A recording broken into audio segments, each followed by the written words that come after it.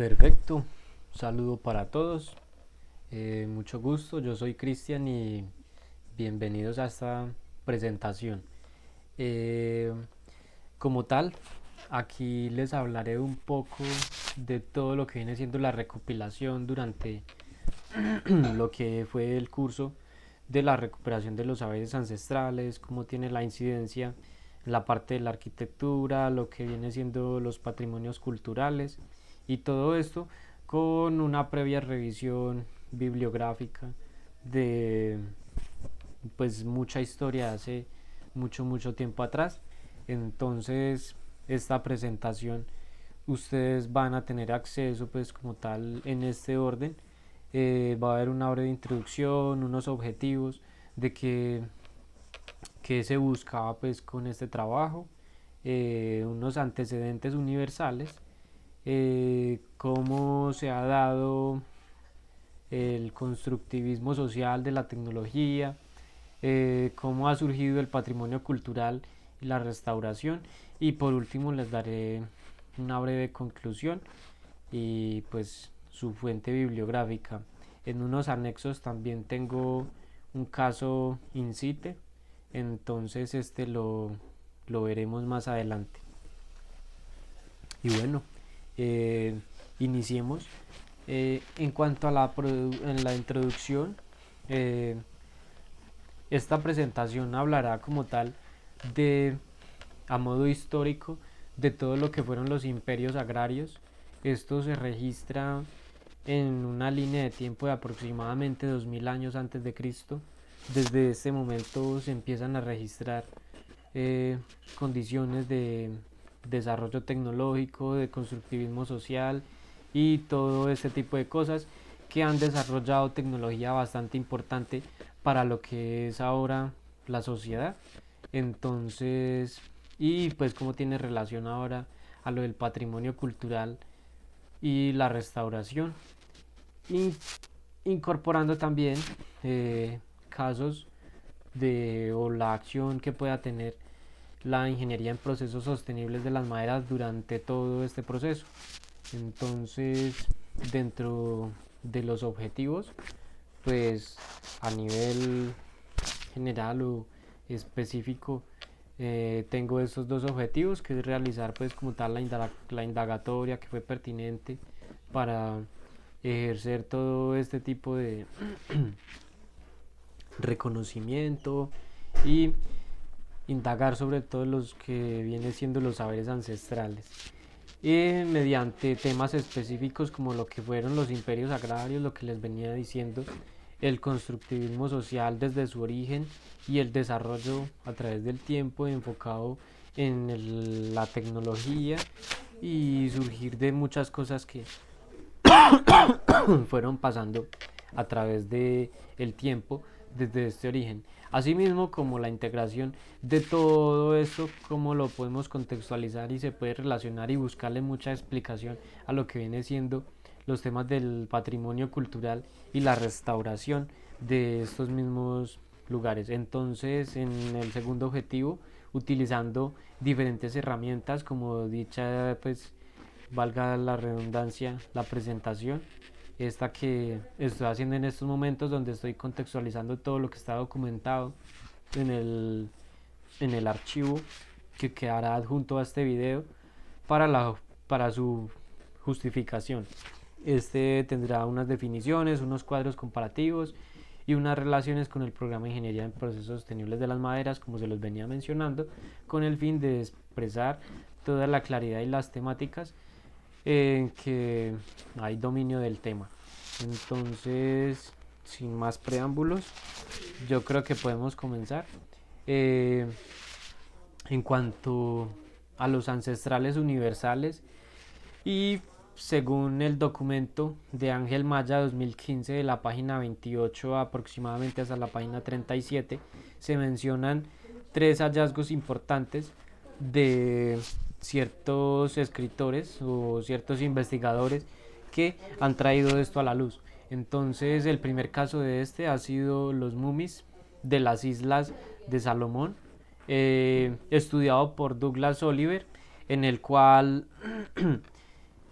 se registra el primer dato donde la producción agraria se da a cierta escala de que se consume casi lo que se está produciendo y estos excesos son recogidos por una persona llamado benefactor dentro de todo esto.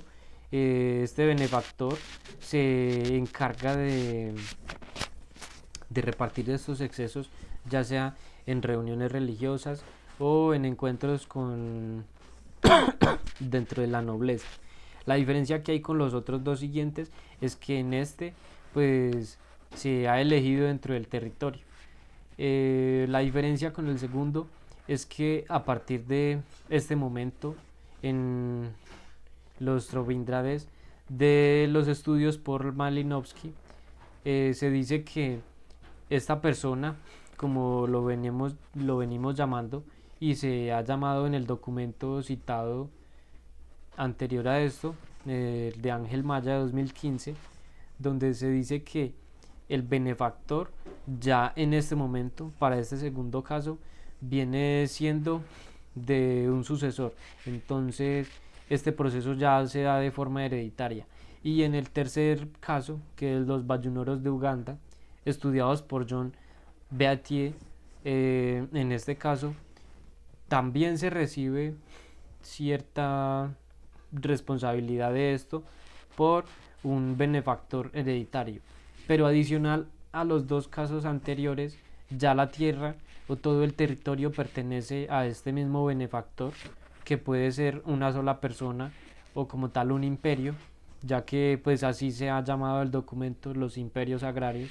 Entonces aquí se encuentra para el primer caso una articulación de los excedentes en la producción agrícola para la distribución, según se documenta, comunitaria, pero en algunos casos también se menciona, perdón, en algunos casos también se menciona una distribución dentro de las fiestas y las celebraciones que se realizan, ya sea de carácter religioso o de un pues de carácter como tal de los de la nobleza. ¿Con qué asemejo yo toda esta situación? Que es lo que se ha venido surgiendo a través del tiempo y para mi concepto es lo que se puede estudiar ahora como feudalismo. ¿Por qué? Porque ya estas comunidades pues no tienen un poder o no tienen un título como tal sobre la tierra, ya que esta corresponde como tal al benefactor y estos agrícolas producen para ellos, para su consumo y lo que les queda va para la realeza. Entonces este va a ser administrado por las personas que están como en la rama administrativa de todo esto. Bueno, continuemos con el otro tema que viene siendo el constructivismo social de la tecnología. Eh, este tiene, tiene seis, tiene seis enfoques vinculados directamente al constructivismo social, el cual cuenta con diferentes corrientes. Y estas corrientes, entre las más destacadas, pues las tenemos acá. Vienen siendo el programa fuerte, la escuela de Watt, los estudios de laboratorio y aproximaciones micro, la teoría del actor red, la teoría del conflicto y los estudios culturales de la ciencia. Esto pues todas estas corrientes del constructivismo tienen unas teorías, hay unos contextos y hay autores para cada uno de ellos, lo cual pues es un tema bastante amplio. Aquí lo veremos en un nivel general. Todos ellos hacen críticas y son criticados también. Entonces, para el primero, el programa fuerte de la alternativa constructivista para la sociología, esta busca explicar creencias verdaderas, ya sean falsas o pues de otro tipo de carácter, y asimismo pues es utilizado únicamente en lo que viene siendo la sociología.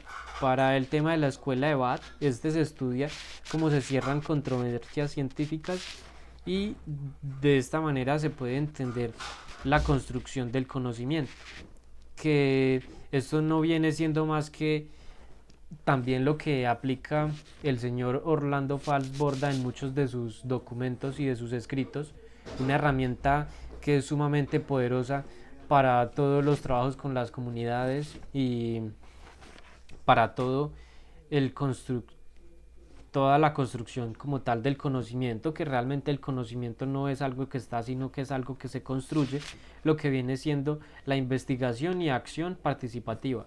Esto viene siendo que, o sea, el conocimiento puede que hayan unas bases teóricas, también vienen ciertas bases de la parte tradicional, de lo que se ha venido aprendiendo de forma empírica y lo que se viene contrastando con lo que es pues como tal el conocimiento ahora. Incluso pues el conocimiento nunca termina. Entonces pienso que todo esto está muy relacionado con lo que les digo de Falsborda en muchos de sus documentos, y hay otros escritores bastante importantes para este tema.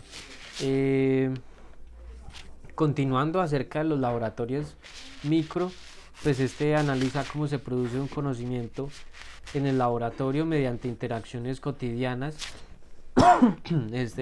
Digamos que puede desarrollarse como un conocimiento teórico aplicado a la práctica. Dentro de la teoría del actor red, se estudia las relaciones entre los actores humanos y los no humanos para entender la ciencia y la construcción colectiva. También pues tenemos la teoría del conflicto, la cual analiza la ciencia desde el poder y desde los intereses, teniendo como punto central un motor llamado en este caso el conflicto.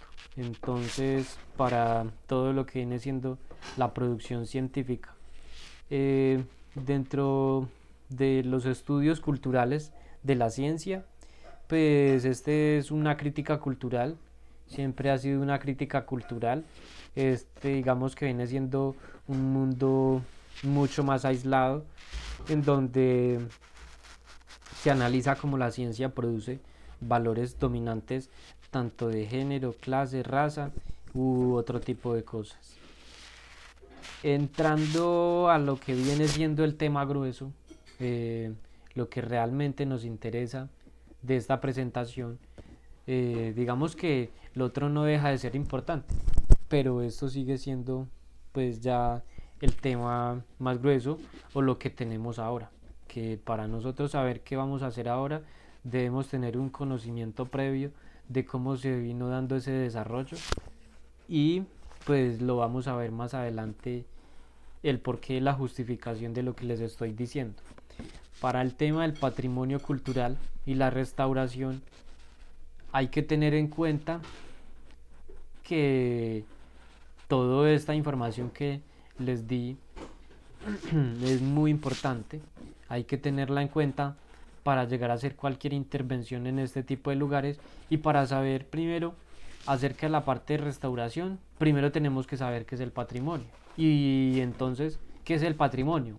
El patrimonio viene siendo una herencia de la sociedad que se viene transmitiendo de generación en generación en generación de forma iterativa, pero a cada paso de esta generación se viene dando un desarrollo tanto tecnológico, digamos que se puede ver de cierta forma que puede ser un avance, que podemos ir avanzando, aunque en muchos casos se puede ir teniendo la percepción de que en vez de que sea un avance, sea un retroceso. Pero bueno, el patrimonio que puede incluir, el patrimonio puede incluir bienes inmuebles, bienes muebles, puede incluir estatuas o obras de arte como tal, costumbres, culturas, toda la forma en la que se hacía, digamos, la construcción en cada una de las zonas, eh, los medios de transporte, todas las actividades que se hacían en su momento y son valiosas en estos momentos para lo que es la cultura. Esto tiene pues un valor cultural. Eh, bueno, entendiendo esto, sabemos que hay unos grados de restauración, entrándonos un poco a lo que ya es como lo central. Dentro de los grados de restauración, pues principalmente tenemos cuatro. Estos son preservación, conservación, restauración y mantenimiento. Dentro de la preservación, estos son un conjunto de acciones las cuales buscan prevenir y evitar el deterioro del inmueble.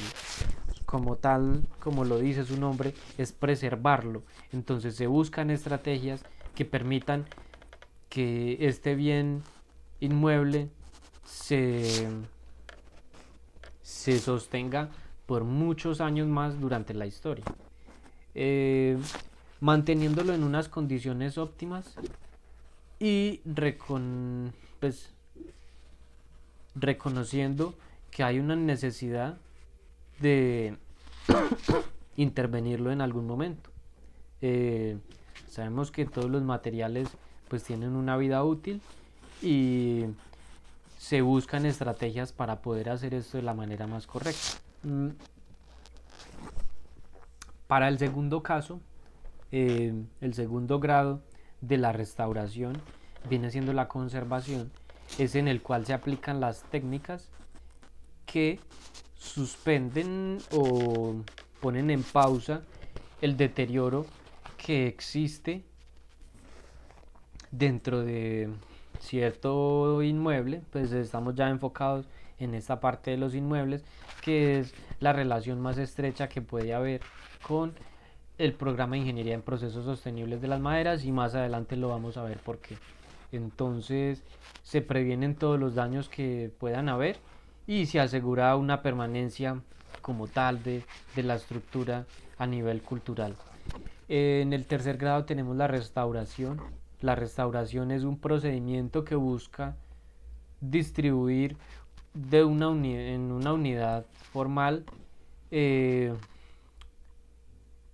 la compresión de la parte histórica sin tener como piezas que como que queremos asemejar de que esto se parezca a esto, pero realmente no tendría sentido, el material no es el correcto, la forma no es la correcta tampoco. Entonces, en las restauraciones que se eligen todo este tipo de procedimientos y te toman todas estas decisiones para tratar de conservar todo tal cual como se viene dando pues de generaciones atrás, para conservarlo y pues conocer parte de esta cultura.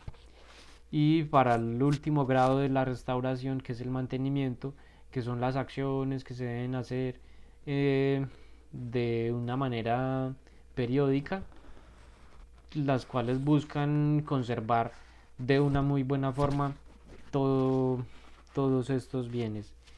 Eh, bueno, y a continuación de esto, pues tenemos los tipos de intervenciones más frecuentes. mm, Entre ellos, pues tenemos tenemos seis, perdón. Estas son la liberación. Este es el que se encarga de eliminar materiales o elementos que no vienen desde el bien original, eh, para que no impidan para que no interfieran con una interpretación, digamos, errónea de las personas que puedan llegar a conocer esto al lugar. Entonces, para que no se lleven malas interpretaciones de lo que pueden ser ciertos elementos, ciertas interpretaciones, cosas como que no contrastan unas con otras, elementos del mobiliario que no contrasten con la parte de la arquitectura del momento. Adicional a esto, pues tenemos lo de la consolidación. Este viene siendo el refuerzo de los elementos que han perdido cierta propiedad solidez, cierta propiedad estructural, cierta propiedad mecánica, entre estos que pueden haber, como rezanes, aplastamientos, eh, y en este, pues es donde se hace como toda la parte visual, la parte estética de las paredes, que más adelante lo vamos a ver en un caso en sitio que traigo para ustedes. Dentro del tercer tipo de intervención más frecuente se encuentra la reestructuración. La reestructuración es como tal recuperar la estabilidad estructural de la casa, el edificio, el lugar, eh, independientemente cuál sea, se recupera toda esta estabilidad mecánica que logre sostenerse en pie, y pues este requiere un diagnóstico para para su ejecución. Este normalmente se da, o de esta tarea se encarga una persona especialista en la restauración de cada cierto tipo de lugares, teniendo en cuenta la arquitectura de cada lugar. Esto también se los voy a mencionar más adelante en el caso que sigue a continuación. Para el cuarto tipo de intervención más frecuente, tenemos la reintegración, que es la devolución de elementos faltantes que de pronto se degradaron en algún momento o se perdieron, o por un desafortunado caso se los llegaron a robar. Entonces se devuelven los elementos a su sitio, ya sea que estén dañados, deteriorados, destruidos o de alguna forma que no estén. Eh, para la parte 5, la integración como tal es aporte de elementos nuevos, eh, que sean distinguidos visualmente dentro de la estructura para complementar las partes que les falta al inmueble. Como les venía diciendo, en momentos no, donde no se encuentre como tal una pieza o algo que esté faltando, entonces esta reintegración hace posible que esta restauración podamos decir quedó ok, quedó completa. Ya con el último tipo de intervención más frecuente viene siendo la reconstrucción de las partes perdidas del edificio con materiales nuevos, asegurando que esta intervención sea reconocible, respetuosa y muy armoniosa con la parte original. Dentro de los principios de restauración, entonces también tenemos 5 elementos. Estos elementos vienen siendo más que todo como unos lineamientos básicos, eh, o unos criterios éticos que tiene cada uno de los especialistas en la restauración de diferentes construcciones, de diferentes edificios, de diferentes lugares, con diferentes tipos de arquitectura. Eh, como les venía diciendo, pues hay personas que se especializan en cada uno de estos elementos, y ellos tienen ciertos principios básicos para la restauración de un edificio, y son estos: respeto a la historicidad, la no falsificación, el respeto a la pátina, la conservación in situ y la reversibilidad. Dentro del respeto a la historicidad, pues se considera todas las etapas históricas significativas del inmueble. Entonces, para esto se necesita hacer lo que les venía diciendo anteriormente. Yo hice una investigación desde dónde empieza a surgir todo esto de la producción agraria. Pues es un muy claro ejemplo de qué es lo que se debe hacer en estos casos. Entonces, si yo voy a restaurar un, un bien inmobiliario en la ciudad de Manizales, tengo que ir a buscar, a empaparme de toda su historia, de cómo ha sido todo el patrimonio arquitectónico, y pues saber a qué me estoy enfrentando, para tener este respeto con la historia y garantizar de que el patrimonio cultural no se está modificando, que viene siendo como se ha dado durante toda la historia. Para el segundo caso, el segundo principio, la no falsificación, este prohíbe producir o imitar elementos que sean originales, de forma que se confunda con ellos, exigiendo que las nuevas intervenciones sean reconocibles, que como tal lo que les venía diciendo anteriormente, que no sea que normalmente estos lugares que están así conservados como patrimonio cultural se vuelven museos a los que las personas van a conocer todo lo de la historia, la tradición.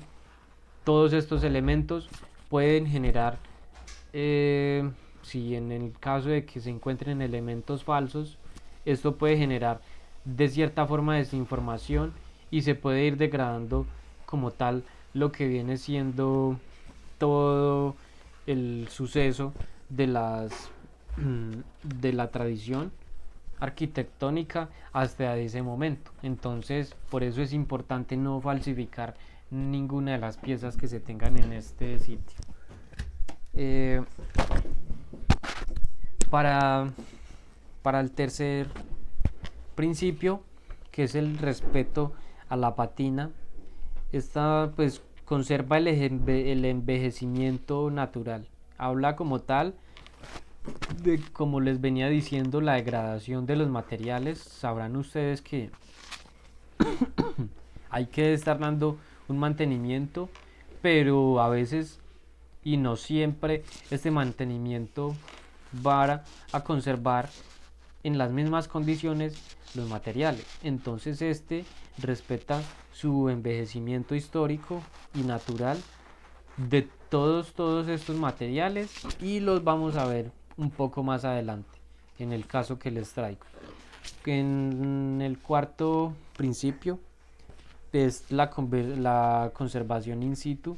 Este establece que deben haber elementos que se mantienen en su lugar original para preservar su contexto histórico. Entonces no sé si ustedes sabían que, digamos, una universidad llegó a ser un edificio dentro de su campus, y de cierta forma en sus excavaciones para la construcción de este edificio se encuentran tesoros como lo pueden ser eh, ollas de barro o demás cosas, demás elementos que se han venido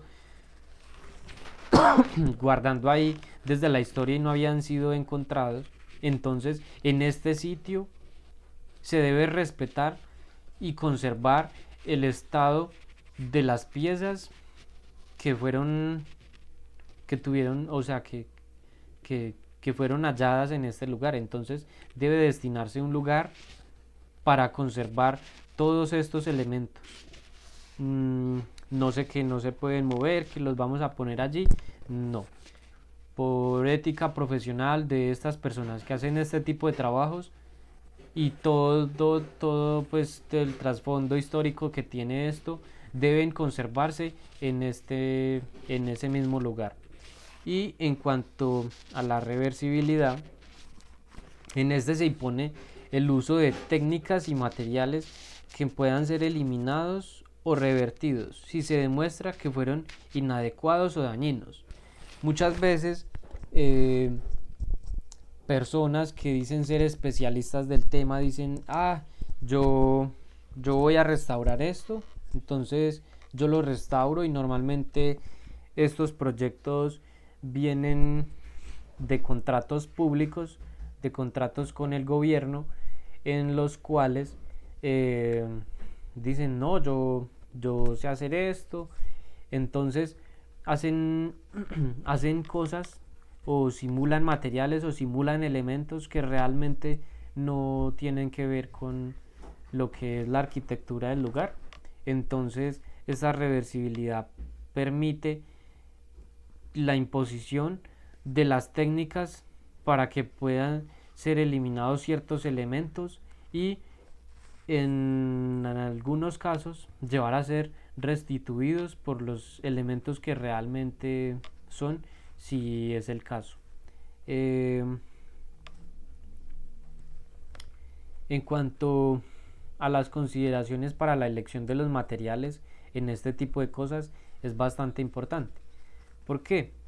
Porque digamos que los materiales deben basarse en una metodología muy rigurosa donde estos materiales sean compatibles con los sistemas constructivos también, que estos se hagan también un diagnóstico del deterioro y la compatibilidad entre unos materiales y otros para que estos puedan ser priorizados con unos tratamientos específicos.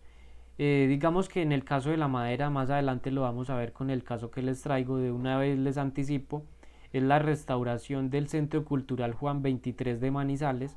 Es un inmueble histórico que tiene mucho tiempo de, de estar en pie, y pues más adelante les voy a mostrar acerca de todo esto. Entonces, para la elección de los materiales que se deben tener en cuenta, yo creo que deberíamos de pasar de una vez a este punto.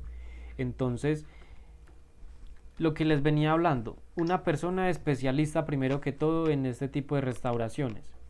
La persona a cargo de esta restauración del Centro Cultural Juan 23 en Manizales fue el señor arquitecto Jorge Martínez, quien es una persona muy conocedora de todo este tipo de arquitectura patrimonial, de el paisaje cultural cafetero. Este tiene unos principios de bareque encementado. Fue construido con una madera bastante fina, bastante rígida, muy pesada, de una trabajabilidad bastante complicada. Entonces, aquí en estas imágenes podemos ver el deterioro aparente de lo que viene siendo este centro cultural. Este, en sus últimos años, fue un colegio, ya pues no está en servicio, y para este momento creo que ya se está terminando su última etapa de restauración.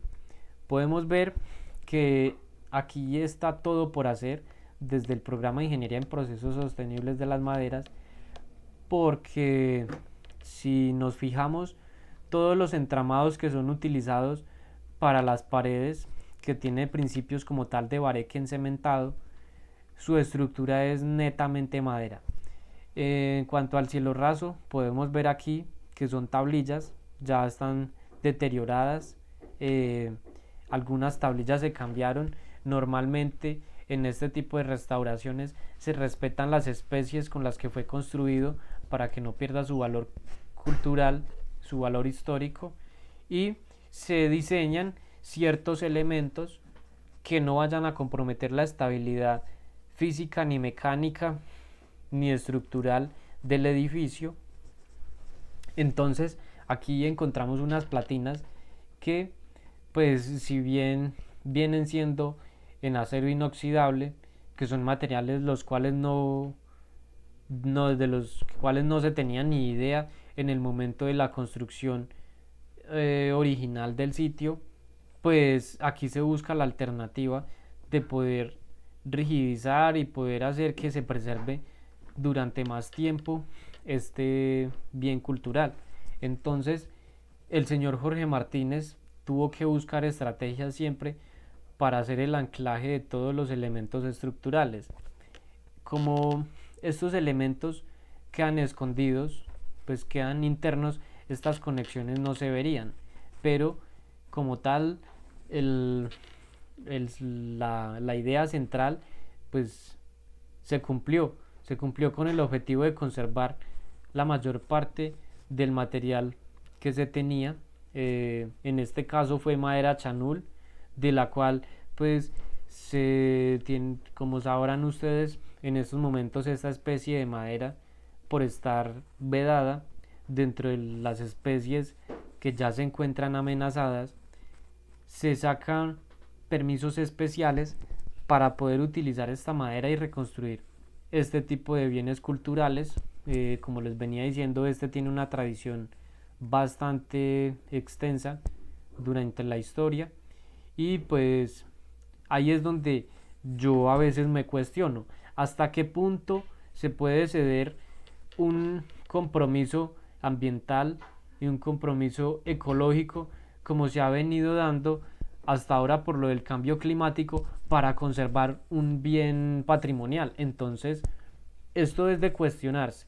No estoy en estos momentos a favor del uno o a favor del otro. Para mí es un punto que todavía está en estudio.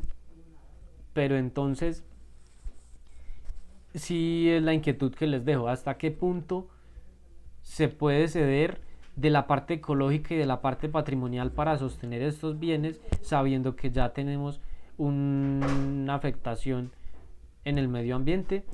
Y bueno, como con cualquier persona que uno se sienta a hablar como ingeniero en procesos sostenibles de las maderas, que en muchas ocasiones puede verse uno agredido por los comentarios de muchas personas que no tienen mucho conocimiento en el tema, que le pueden llamar a uno o lo pueden tildar de términos como los tumbapalos, o es que son los que están acabando con el medio ambiente porque es que trabajan con madera y están acabando con los bosques. Realmente, o sea, esta no es la parte central. Si nos ponemos a evaluar otro tipo de arquitecturas que han sido traídas de otros lugares del, del mundo o del planeta, pues nos podemos dar cuenta que hay otro tipo de construcciones o otro tipo de actividades mucho más contaminantes que lo que viene siendo el trabajo que hace la ingeniería en procesos sostenibles de las maderas. Como que la construcción con metal. ¿Qué implica la extracción del metal? El metal requiere, como tal, requiere un, una remoción completa de todo lo que es la cobertura boscosa. Después hay que remover todo lo que es la capa orgánica, que es todo lo que viene siendo la base de la vegetación en el suelo. Tenemos que remover rocas y tenemos que internarnos mucho dentro de las montañas para poder encontrar los materiales sustituyentes para moldear el metal y poder trabajar con este. Entonces, eh, sí, hay que tener de cierta forma estas discusiones y encontrar puntos medios. Entonces, asimismo, como estamos protegiendo estos bienes culturales y patrimoniales, también tenemos que tener en cuenta que hay unas afectaciones en el medio ambiente, hay unas afectaciones climáticas, entonces tenemos que buscar un punto medio para esto. Continuando aquí un poco a la parte constructiva y como tal de la restauración, hay muchas normas y legislaciones que empiezan a regir para este tipo de construcciones si quieren seguir en circulación. ¿Como cuáles? Las escaleras, se debe contar con unas escaleras de emergencia cuando hay, digamos, el registro de ciertos niveles dentro de esta edificación. Entonces, acá podemos ver que el arquitecto Jorge Martínez tiene que emplear ciertas técnicas para integrar las escaleras de la ruta o las vías de evacuación, unas escaleras de emergencia dentro del edificio, las cuales se dejan de manera externa y se dejan como un módulo aparte, que de cierta forma puede verse integrado a lo que viene siendo el edificio conservado patrimonialmente. Adicional a este también se tuvo que construir ciertos parqueaderos, pues estos vienen con ciertos requerimientos, pero como tal el principio básico de la restauración, eh, todos estos principios para mi concepto fueron respetados. Eh, Acá en esta imagen de la derecha podemos ver toda la estructura interna de cómo trabajan ellos la restauración de las paredes con el tema del bareque encementado. Entonces, si bien ha sido una de las culturas más tradicionales en estos momentos para el eje cafetero, que es la construcción con el bareque encementado, la cual se hacen unos marcos, unos entramados livianos de madera, y se integra la guadua también como elementos estructurales y como elementos de recubrimiento, como lo podemos ver en la esterilla, para sostener el revoque que se aplica posterior a este. Entonces se pone malla de pollo del que tiene el hueco pequeño, y encima de esta malla de pollo pues se hace el revoque con unas técnicas pues ya mmm, que pues este señor especialista en este tipo de restauraciones considero que es muy experto en el tema y lo sabe hacer muy bien. Acá tenemos una vista de lo que viene siendo las paredes o lo que se encontró en el sitio en el momento de la restauración. Realmente se trata de lo que es el bareque encementado, se conserva lo que es la esterilla de guadua, y aquí tenemos la capa del revoque. En esta imagen del centro podemos ver el contraste que se viene dando de entre lo que es reconstruido, la parte nueva, y lo que es la parte antigua. En esta, digamos que para construir con madera, también nosotros tenemos unos principios básicos de construcción, y tradicionalmente aquí en el eje cafetero se ha manejado de esa forma, que es lo que viene siendo para una buena construcción en madera, y para que se sostenga durante mucho tiempo debe tener buenas botas y buen sombrero. Entonces, ¿a qué se refiere esto? Se debe aislar muy bien lo que son las aguas subterráneas, lo que es el nivel freático, lo que son las humedades, y de la parte de encima, por el techo, se debe aislar muy bien también la humedad de todos perdón, de todos estos espacios. Entonces, si bien aquí podemos observar que en la parte vieja, yo les pongo el puntero láser para que lo puedan ver mejor, en esta parte antigua, donde se alcanza a ver una fracción del techo, vemos que no hay canales que recojan el agua. En esta parte nueva ya tenemos canales para la recolección del agua, lo que pues viene afectando mucho menos de pronto derrames aquí en la parte de arriba y afectaciones en la fachada. Dentro de la estructura vieja podemos ver, pues sigue siendo muy evidente la utilización siempre de las paredes mediante las técnicas del bareque encementado.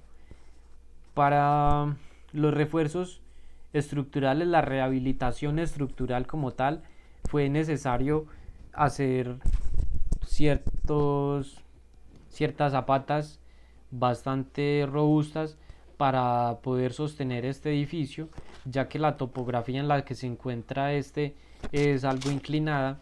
Entonces se integraron, digamos, unas columnas que, si no estoy mal, creo que este adobe macizo, este ladrillo macizo, ya se tenía en algunas partes del lugar, en las partes más bajas, y dentro de la rehabilitación estructural se reforzó todo este elemento, esta columna, y se le puso un revestimiento con estas platinas metálicas para poder anclar los elementos de madera y lo que viene siendo la transferencia de las cargas desde la parte más alta hasta la parte más baja, de una manera lineal.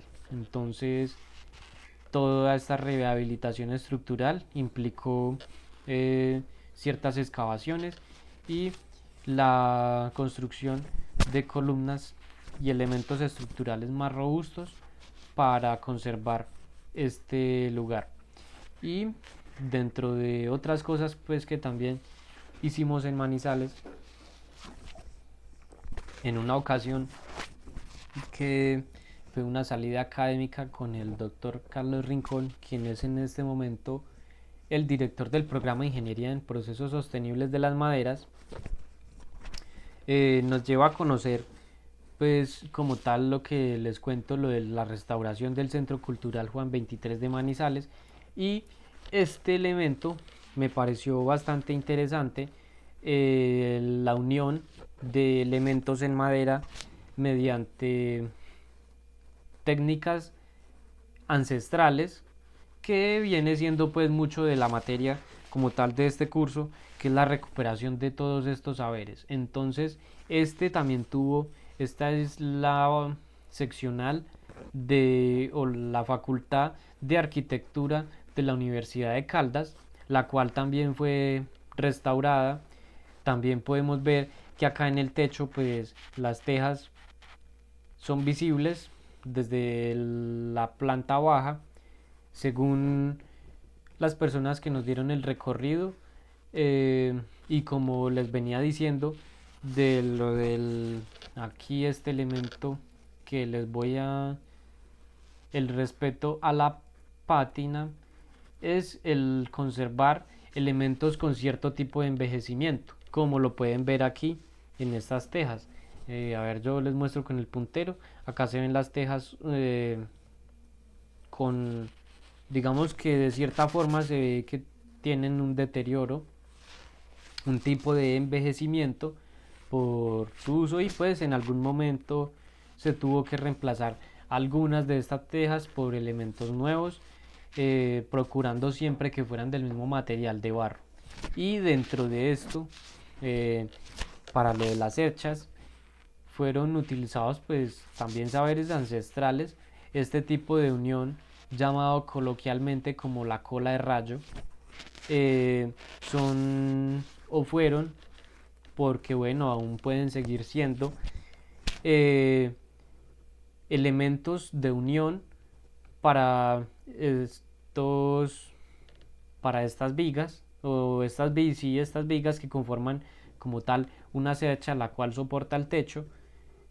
Son cosas que aún se siguen viendo y son estrategias, son técnicas que permiten hacer las uniones sin la utilización de rajes, aunque pues para no comprometer la seguridad estructural ni mecánica, se rigidizó todo este tipo de uniones con unos pernos o unos tarugos, y de la forma horizontal pues se tienen unidos también varios elementos los cuales conforman esta cercha.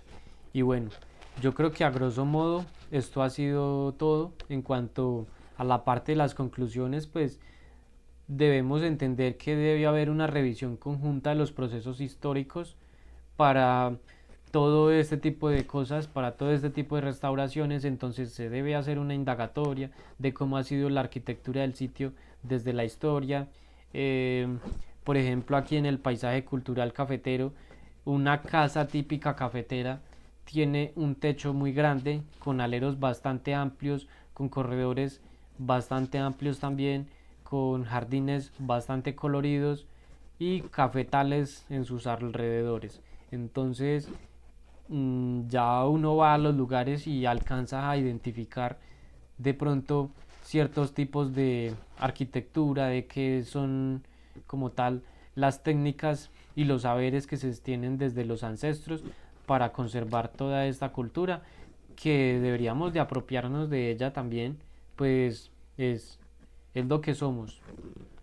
Somos, hemos sido herencia de nuestros antecesores, y en resumidas palabras es lo que nos identifica. Entonces es importante todo este proceso de indagación, de investigación, de la integración de nuevas tecnologías o tecnologías que ya se utilizaban en su momento, pero no han sido muy vistas, pues no han sido muy sacadas a la luz, y pues por tanto este permite tener un conocimiento técnico para para emplear ciertas prácticas constructivas y que puedan ser un resultado bastante satisfactorio, eh, que pueda haber también un equilibrio entre los tres factores principales de la sostenibilidad, que viene siendo la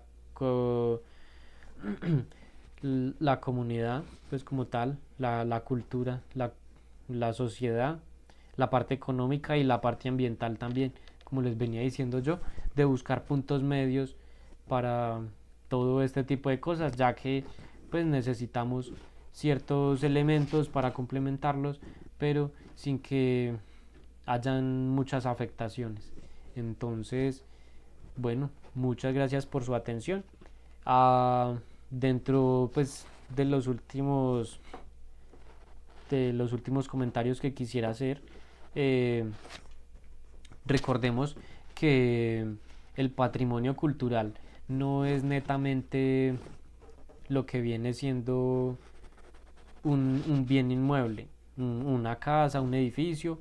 El patrimonio cultural han sido medios de transporte, por ejemplo acá en el eje cafetero, que han sido los jeeps que han transportado desde siempre lo del café, todo lo de la producción agrícola. Eh, bueno, Colombia es rico en todo este tipo de cosas y pues deberíamos hacer lo posible por conservar todos estos sitios tan importantes. Dentro de la bibliografía, pues los documentos que fueron leídos, eh, el documento de el señor Ángel Maya para los imperios agrarios, como tal lo del constructivismo, eh, de la tecnología, que son las corrientes, las aportaciones y las críticas pues, que se les hacen, los fundamentos de la restauración y todo lo que ha venido siendo. Entonces, agradecerle también que muchos de estos conocimientos que yo tengo ha sido gracias al doctor Carlos Eduardo Rincón y esta visita que tuve y la oportunidad de interactuar con este arquitecto que incluso pues por acá se alcanza a ver un poquito, el señor Jorge Martínez, un especialista muy conocedor en todo este tema de la restauración del patrimonio cultural, en este caso del eje cafetero, todo esto del bareque encementado, tiene prácticas bastante eficientes y no, muy bien, agradecerles a ellos por todo y a ustedes, muchísimas gracias por su atención.